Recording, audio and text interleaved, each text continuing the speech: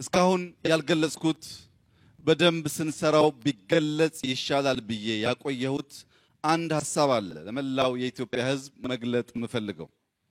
በዚህ ዓመት ቢበዛ በአንድ ዓመት ጊዜ ውስጥ 2000 የሚጠጉ የአዲስ አበባ ከተማና ወደ ክልል የሚሄዱ ባሶች አሁን ከሚጠቀሙት ነዳጅ ወደ ጋዝ እንቀይራለን።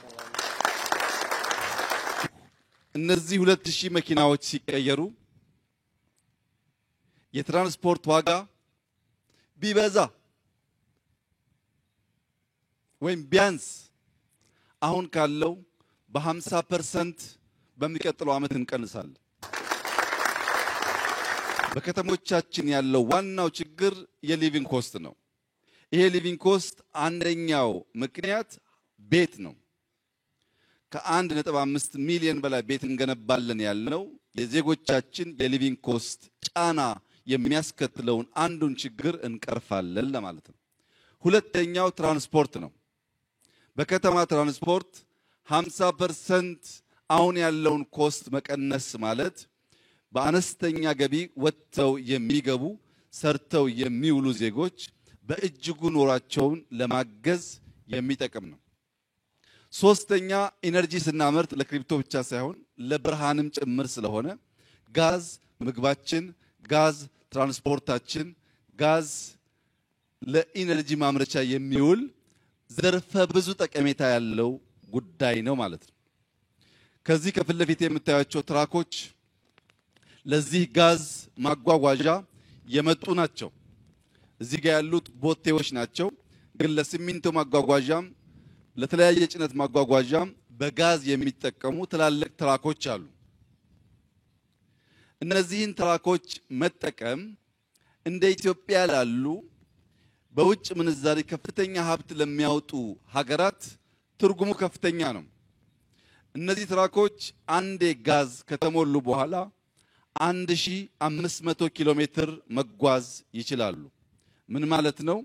አንድ ትራክ አዲስ አበባ ላይ ጋዝ ተሞልቶ የሚጭነውን ጭነት ጭኖ ጅቡቲ ደርሶ አራግፎ ከጅቡቲ መልሶ ጭኖ አዲስ አበባ እስኪደርስ ሌላ ማደያ አያስፈልገውም ማለት ነው።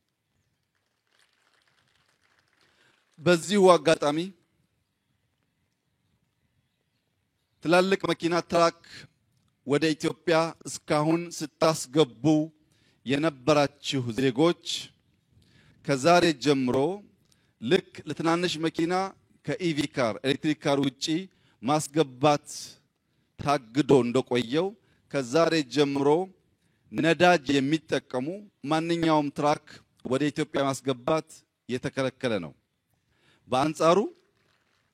በአንጻሩ ማንኛውም የግል ባለሀብት ጋዝ የሚጠቀሙ ቦቴዎች፣ ትራኮች የሚያስገባ ከሆነ በእኛ በኩል ዲዩቲ ፍሪን ጨምሮ አስተማማኝ ድጋፍ የሚደረግላችሁ ሲሆን እንደ ሀገር እያወጣን ያለነውን ከፍተኛ ወጪ ለመቀነስ የሎጂስቲክስ ኮስት ለመቀነስ ትራንስፖርት ለማሳለጥ የግሉ ሴክተር ከዚህ ቀን በኋላ በጋዝ የሚጠቀሙ ትራኮች በማስገባት የሀገሩን ኢኮኖሚ እድገት እንዲያፋጥን ከአደራ ጭምር ላሳስብ እወዳለሁ።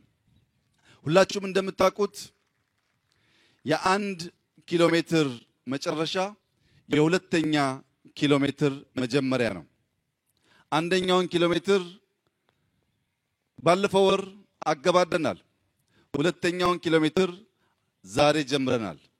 በእርግጠኝነት ለኢትዮጵያ ሕዝብ ማረጋገጥ የምወደው ዛሬ ያየናቸው ፕሮጀክቶች 3 ዓመት ባልበለጠ ጊዜ ውስጥ ፈጽመን እንደተለመደው ሪቫን እንቆርጣለን። ትናንሽ ችግሮች በትናንሽ መፍትሄዎች መፍታት ችግሩን ከመሰረቱ አይቀርፈውም። ትናንሽ ችግሮች በትናንሽ መፍትሄ መፍታት ማለት ችግሩን መከተል ማለት ነው።